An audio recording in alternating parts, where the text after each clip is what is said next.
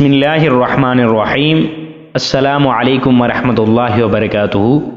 آج کی ہماری حدیث جس کا مفہوم مبارک حضرت ابو ہریرہ رضی اللہ عنہ کہتے ہیں کہ رسول کریم صلی اللہ علیہ وسلم نے فرمایا، قیامت کے دن میدان حشر میں جب حساب و کتاب کی ابتدا ہوگی اور نامہ اعمال کھلنے شروع ہوں گے تو لوگوں کو پسینہ آئے گا اور وہ پسینہ اس قدر بہے گا کہ زمین کے اندر 70 گز تک چلا جائے گا اور ان کے لیے لگام بن جائے گا، یہاں تک کہ ان کے کانوں تک پہنچ جائے گا، یعنی وہ پسینہ ان کے دہنوں تک پہنچ کر لگام کی طرح ان کے منہ کو جکڑے گا کہ وہ بات چیت کرنے پر بھی قادر نہ ہو سکیں گے۔ اس حدیث کی تشریح سے ہمیں معلوم کیا ہوا؟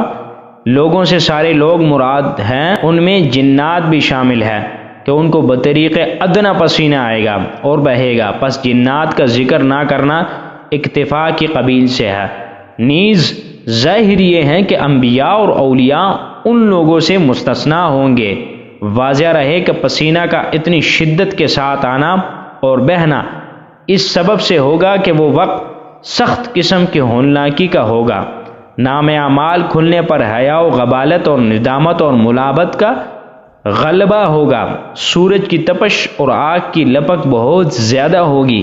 یہ جو فرمایا گیا کہ لوگوں کو اتنی کثرت سے پسینہ آئے گا کہ وہ ان کے لیے لگام بن جائے گا، تو اس سلسلے میں بہت زیادہ وضاحت آنے والی حدیث سے ہوگی، جس سے معلوم ہوگا کہ پسینے کی کثرت اور شدت کے مختلف احوال ہوں گے جن سے لوگ اپنے اپنے مرتبہ اعمال کے اعتبار سے دوچار ہوں گے۔